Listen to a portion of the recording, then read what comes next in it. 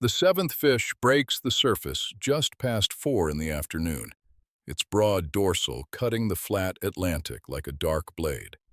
Elias Briggs is already on the pulpit. His arms are spent. He throws anyway. It is July 14th, 1918. 11 miles south of Nantucket's South Shoals lightship, the summer sea lies flat and blinding. 7 swordfish in one day. No one had done it before. No one has done it since. Briggs is 41 years old, a harpooner out of Nantucket who has worked this water since before dawn. 6 swordfish already lie in the hold beneath his feet, and still he watches the sea. 6 fish, combined weight near 1,500 pounds, enough to end any day on those waters. But Thomas is still in the mast, and there is one more fin breaking the surface. To understand how this happened, we have to go back to well before dawn. Briggs had left Nantucket Harbor at 2:30 in the morning, the sky still black above the harbor light. His vessel was the Adelaide, a 48-foot gaff-rigged sloop built in Fairhaven, Massachusetts, in 1909. She carried a bowsprit extending 14 feet beyond the stem, the pulpit from which a striker worked. In 1918, harpooning was the only method New England fishermen used to take swordfish. You found a finning fish, closed on it from downwind, kept the engine low, and put your striker out on the bow. The harpoon itself was a 15-foot wooden shaft tipped with a steel shank and a detachable bronze dart. When the dart set, it separated from the shaft, and the fish ran against 300 feet of manila line.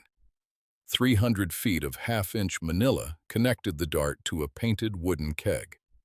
The keg marked the fish and tired it as it pulled and sounded against the buoy. That was the entire system. So Briggs ran the Adelaide that summer with a crew of 2, his nephew Thomas in the mast, watching for fins, and a hired man named Correa, whose job was the dory and the line. The summer of 1918 was not a safe summer on the North Atlantic. German U-boats had been raiding the New England fishing fleet throughout the war, and several New Bedford sword fishermen had already lost vessels. Briggs knew the risk and went out anyway. The swordfish were running thick on the shoals that July, finning in slow circles on the glassy surface, warming themselves in the summer heat above 40 fathoms. If you want to see how Elias Briggs lands all 7 fish before sundown, here is what I ask. See that subscribe button? It is our exchange. Your way of saying this reached you. Hit subscribe if this resonated, drop a like if it moved you, and tell us in the comments what you know about early Atlantic sword fishing. It helps us share more forgotten stories. Back to the Adelaide in the morning of July 14th. The first fish surfaced at 7:30, its dorsal cutting a clean black line 200 yards off the port bow. Thomas called it from the mast in a low, steady voice. Briggs brought the Adelaide around in a wide, silent arc, cutting the engine back until the hull was barely moving. The swordfish held on the surface, slow and indifferent, finning in the July heat. He walked the pulpit with the harpoon balanced on his shoulder. The coiled manila rope laid clean in the basket at his feet. 14 feet of narrow board over open water. He had been here before. He threw from 8 feet out. The dart hit home just behind the dorsal. The swordfish bolted straight down, and 300 feet of manila hissed off the basket and over the rail in seconds. The keg went over the side. The Adelaide turned south, and the dory went in behind it.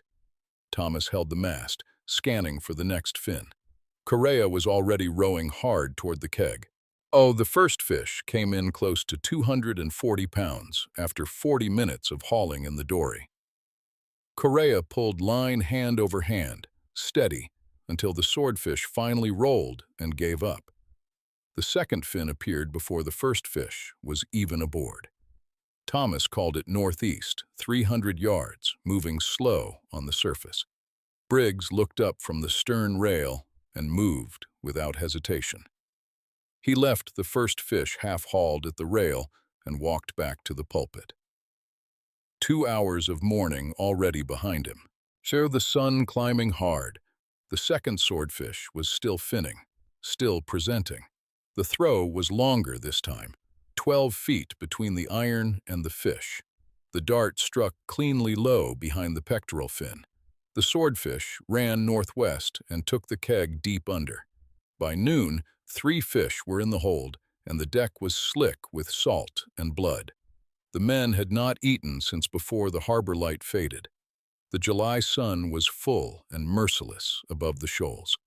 The fourth fish was the largest they had seen that day. Briggs estimated it near 350 pounds when it finally rose, a long, dark shape coming up slow from depth before it finned. It fought for 45 minutes and took the boat's position 8 different ways before Correa could close on it with the dory. By the time it was aboard, the Adelaide sat 2 inches lower in the water. Briggs checked the horizon every hour, a slow sweep from north to south, watching for the silhouette of a conning tower above the flat line of sea. Then he went back to the water. The 5th fish came up mid-afternoon in a slick of bald mackerel where the current had pushed the feed against a temperature break. Swordfish followed the bait. Briggs had learned that much in 20 years on this ground. He threw clean. The swordfish ran west and sounded, turned again, came up thrashing on the line, and sounded once more before Correa finally brought it to the dory rail. 310 pounds, 5 swordfish, over 1,200 pounds in the hold. The Adelaide rode low, her scuppers within inches of the surface. By any measure, the day's work was complete. But the sea was still calm. Thomas did not come down from the mast. He had spotted something off the stern, a dark shape, a sickle fin, barely moving. He did not call it yet. He made certain first. It was a swordfish. Finning southeast, 150 yards out, unhurried. Saw the sun was still high enough and the iron was still clean in the basket. The rope had been recoiled. Briggs went back to the pulpit. His shoulders ached from 5 throws. The rope burns along both palms had opened again sometime during the afternoon. He balanced the iron and watched the water ahead. The 6th dart hit true, and the fish ran north. Correa chased the keg for 35 minutes before the swordfish tired and gave its weight to the dory line. 280 pounds. 6 swordfish in a single day. The Adelaide sat low and still, her hold carrying more weight than she had ever taken in on any single day since her launching in Fairhaven 9 years before. They were making ready to head in when Thomas saw the 7th fin. He did not speak immediately. He watched from the mast for a long, silent moment, making absolutely certain. Then he called it. Briggs heard the call and felt his arms answer before his mind had finished the thought. He walked the pulpit again, the Adelaide drifting quiet and slow downwind toward the last fish of the day. The 7th fish was large. Briggs would estimate it later at close to 300 pounds. It lay flat on the surface, fully finning, as though the long July afternoon had made it careless. He threw from 10 feet out. 7 hours of salt and sun and thrown iron behind him. It's a body that had given nearly all of what it had. The dart flew straight and struck hard. The dart hit hard behind the pectoral. The fish exploded off the surface, running east at full speed, the keg slapping across the water, 200 yards behind before the swordfish sounded deep. Correa was already in the dory before the keg stopped moving. He rowed into the long afternoon light, following the line, hauling steady with hands that had not been truly dry since before dawn. It took close to an hour. When it was done, Briggs stood at the Adelaide's stern and watched Correa bring the last of the line aboard in silence. No one spoke for a long time. 7 swordfish in a single working day on the summer Atlantic. The Adelaide ran for Nantucket with her rail riding low, the hold packed beyond any record these waters had made or remembered. They reached the dock at 6:30 in the evening.